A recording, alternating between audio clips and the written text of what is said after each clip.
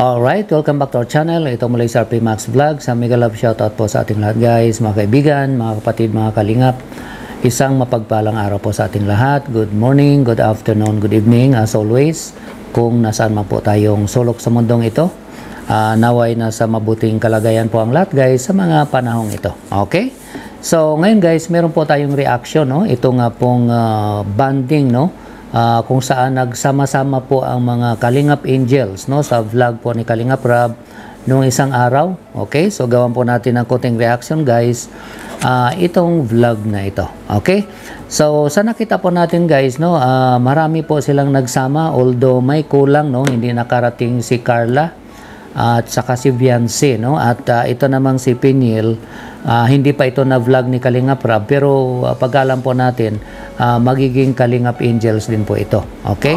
Ang isang challenge nga lang dito guys, no, pagka magbanding po sila nakasama si Peniel, ay malayo-layo po, no, sa Sorsogon po kasi ito si Peniel.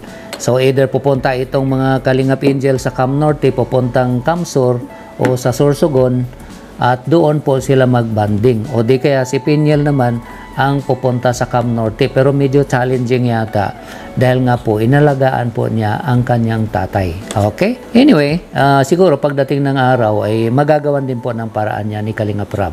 Okay? So dito nga sa vlog ni Kalingap Rab guys, no, nakita po natin, yun, nandyan po si Rina, si Joy, si Dara, si Melka, si Roseanne, si Eden, at yun nga po, no, wala po si Carla at wala po si Viancy. Okay? So ngayon, dahil nga dito sa banding nila, nagkakaroon na sila ng pagkakataon na makilala ang isa't isa. So yun po ang isang advantage, ika nga, pag nagkaroon po ng mga gathering o banding po na ginagawa po ni Kalingap Rab sa mga Kalingap Angels. Okay? Ano nga ba ang kagandahan kapag nagkita-kita ang mga Kalingap Angels? Okay?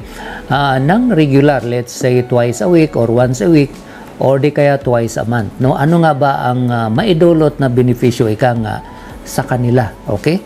So sa tingin po natin guys, unang-una po dyan, no, siyempre yung getting to know, ika nga magkakilala po sila.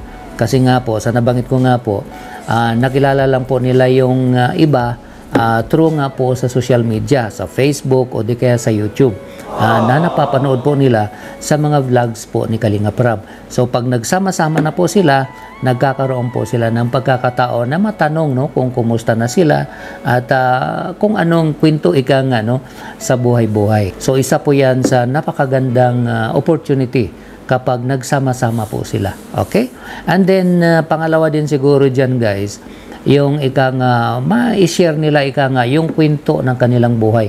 Kasama na din po yan sa Getting to Know. Share ideas. Kung ano po yung mga, siyempre no, magkaiba po sila ng karanasan. Okay? Yung iba po dyan, lumalaki sa bundok, katulad po ni Dara. Yung iba naman, katulad po ni Eden, nagbibinta po ng maruya. And then si Roseanne naman nagbibinta po ng walis. Iba din po yung kanyang experience. Si Joy ganun din po. And then si Rina may problema po sa pag-iisip. So ika nga, iba-iba ika nga ang kanilang background. So doon nila nakilala yung isa't isa kapag nag-gather sila o kapag nagbabanding sila. And then ang isa din sa nagustuhan ko dito guys, no, sa mga Kalingap Angels na ito, kinoconsider din talaga po nila yung situation ni Rina. Ika nga, iniintindi nila. So yun naman po ang kagandahan. So maswerte din po si Rina na mayroong mga ganon po siyang kasamahan ng mga Kalingap Angels na iniintindi din po talaga siya. Okay? And then ang isa din pong kagandahan guys o advantage, no, sa banding ng Kalingap Angels ay yung magkakaroon po sila ng strong support system. Ika nga, para na po sila diyang magkakapatid. Ika nga, pareho po silang Kalingap Angels, ika nga magsuportahan, ika nga sila. Hindi sila competition, kundi magsusuportahan po sila. Sabi nga ni Joy, no, sa nabanggit niya dyan sa vlog, isang family lang po tayo. One family, one Kalingap. So, magsama-sama tayo, magsuportahan tayo, ika nga magdadamayan tayo. Kung may problema ang isa, problema ng lahat, no? Kung mayroong panalo ang isa, panalo ang lahat. So yun po ang kagandahan. And then dahil nga po sa maganda yung kanilang support system, ika nga yung kanilang resilience, no, sa mga problema. Ika nga kung paano po nila malagpasan ang mga problema, lalong lumalakas. Nagiging strong ang resilience po nila kung paano nila malagpasan kung anumang mga pagsubok sa buhay. So yan po ang isang advantage o kagandahan ika nga na nakikita po natin guys kung lagi nga silang magsama-sama. And then isa din pong advantage na nakikita po natin dito guys. Dahil nga marami silang nagsama-sama katulad ni Rina. Si Rina meron po yung mga solid fans, okay? And then si Dara halimbawa may solid fans, ganun din po si Roseanne, si Joy. Ika nga, kanya-kanya sila, meron sila mga solid supporters. Ngayon, pag pinagsama mo po yung mga yan, marami ika nga yung fans, no? Makikita po natin yan, let's say, nag-premiere si Kalinga Prab, no? Pag pinagsama mo sila, marami po ang nanonood. Kasi nga po, na-combine yung mga fans po nila. So, isa po yon sa advantage. Okay? And then, isa din po sa kagandahan o advantage din po guys, tuwing nagsasama po sila, parang ano po yan, pagkakataon o panahon ika nga ng mentorship and learning.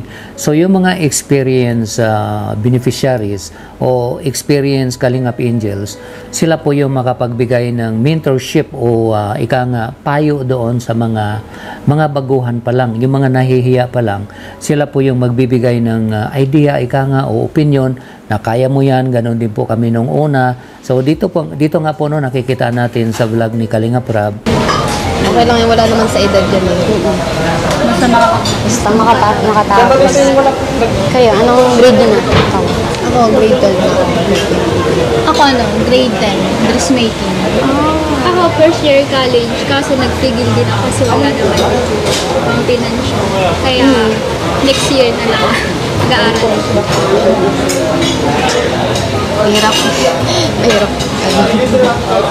Okay lang yan. Nasa Kalingap naman na tayo. Hindi na tayo mahihirapan. Kamusta? Anong nararamdaman mong nakabahan ka? Sobrang nakaka-pressure ka. Okay lang yun. Ganon din kami nung unang pagkikita namin.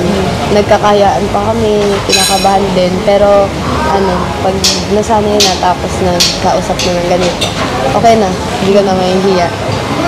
Na si Joy, no, para po siyang naging ate sa mga baguhan na ganoon din po kami nung una, pero katagalan ay hindi na po kami nahihiya. Okay? And then isa din po sa nakikita ko guys, ika nga kung ang advocacy po ng Team Kalingap ay para tulungan yung mga pinakamahirap. Ito namang mga Kalingap Angels, pwede din po sila magkaroon ng layunin o advocacy na kailangan by all means makatapos tayo ng ating pag-aaral. So pwede po sila magkaroon ng ganong advocacy. Kasi tinutulungan na po sila ng Team Kalingap. Ngayon, tayo naman ng mga tinutulungan, tayo naman po ng mga beneficiaries, magkaroon din po tayo ng layunin ika nga na kahit na anong mangyari, kailangan makatapos tayo ng pag-aaral. Ngayon po na tinutulungan na po tayo ng Team Kalingap, wag na po tayong mag-alala, kailangan pagbutihan na lang po natin ang ating pag-aaral. Wag muna yung mga boyfriend na yan. Mag-focus muna tayo sa ating pag-aaral para naman makatapos tayo ng pag-aaral natin, and then matutuwa naman yung mga tumulong sa atin, no? Si Kalinga Prab o ang Team Kalingap at yung mga sponsors. Ika nga, yun po ang pwede nilang isukli, no, sa mga sponsors at sa Team Kalingap, no? Especially kay Kalinga Prab na yun po talaga ang gumawa ng paraan para maging scholars po sila. Okay? And then yung kanila namang bonding guys, no, hindi lang po dyan sa physical na pagkikita po nila, sa social media, natutuloy po yan. Ika nga, yung kanilang relationship, no, na para po silang magkapatid o nagsasama-sama bilang Kalingap Angels, no, dahil nga po, after ng gathering nila o bonding nila, tuloy po ang usapan nila sa social media. So ika nga kung may problema ang isa, napapayuhan po ng isa. And actually sa mga subjects nila, dahil hindi naman po lahat, let's say sa math, no, hindi po lahat guys magaling sa math. Okay? Hindi po lahat magaling sa science, social studies o English halimbawa. So malay natin halimbawa si Dara for example, medyo mahina siya sa math, no, halimbawa lang po. So malay natin si Roseanne magaling sa math, si Joy magaling sa math. o di kaya magaling naman si Dara sa science, so matulungan naman niya yung ibang Kalingap Angels na nag-struggle ika nga. So nandoon ika nga yung opportunity na pwede po silang magtutulungan. Okay? So yun po ang nakikita po nating isa sa mga advantages na makakatulong po sa kanila. Okay? So yun po guys, ang nakikita nating mga advantages o mga kagandahan ika nga pag pinagsama-sama po sila ni Kalingap Rab bilang mga Kalingap Angels. So nagkakaroon po sila ng mga ganong pagkakataon. So sana po tuloy-tuloy po yan once a week o kahit twice in 1 month, malaking bagay na din po yun sa kanila. Anyhow, tuloy pa rin naman yung kanilang kulitan, yung kanilang kumustahan sa social media. Okay? So ngayon naman, dito naman sa pangalawang topic natin guys, ano nga ba ang good news kay Rina? Okay? So ito po guys, panoorin natin sandali.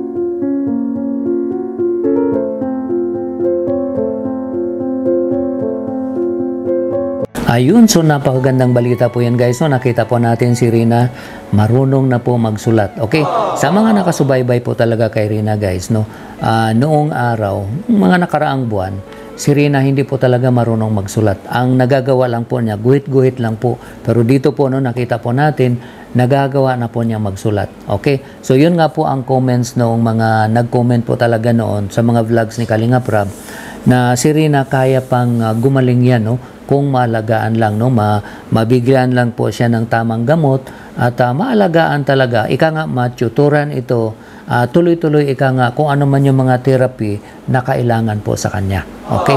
At dito nakita natin malaki ang improvement. Ika nga kung ano man yung mga sakripisyo, kung ano man po yung paghihirap ni Roda Mix Vlogs ay nagbunga ika nga, at kahit yung mga tutor, kahit yung teachers na talagang nagtiyaga naturuan si Rina ay malaking tulong po talaga. Ika nga hindi sayang yung efforts na mga sacrifices na ginagawa ng mga guro at ang mga nag-alaga kay Rina. At the same din po yung mga pagtulong at pag-alaga po ng Team Kalingap sa kanya ay hindi ika nga nasasayang kasi nga nakikita po natin yung bunga o ang resulta ika nga malaking tulong at napakagandang balita po yan, kasi marami po talaga mga nagsasabi na yung mga apo nila, mga anak nila na may situation po katulad po kay Rina, pero sa ngayon nasa high school po, kaedad po ni Rina pero ngayon nag-aaral po sa high school. So masasabi man natin na medyo late na nga itong pag kay Rina, ganun pa man, malaking bagay na din po. Sabi nga nila, better late than never. Okay? So magandang balita po yan. Okay? So, yun lang po ang reaction natin guys. Dito nga po sa vlog ni Kalingap Rab, na yun nga po, natutuwa tayo sa banding ng Kalingap Angels. Sana sa sunod na banding po nila, makasama na po si Carla, si Viance, at kung pwede si Piniel. At para magkaroon sila ng pagkakataon ika nga na makilala talaga nila ang isa't isa sa lahat po, lahat po ng mga Kalingap Angels. Okay? At sana si Rina, kahit gano'n po yung situation niya, ay makasama pa din po siya. At malaking tulong din po sa kanya yung mga ganong pong socializing. Okay? Malaking tulong kay Rina at dito nga po natutuwa tayo sa improvement po niya. Okay? So yun lang po guys ang ating konting reaction sa mga bago lang po. Huwag po natin kalimutang i-subscribe at paki-like po guys ang video na to para ma-recommend po tayo ni YouTube. At huwag din po natin kalimutan na suportahan ang ating ama ng Kalingap na si Kuya Val Santos Matubang, Kalingap Rab, and Atid na Vlogs. At bago ko po i-end itong video na ito, meron lang po akong i-shoutout.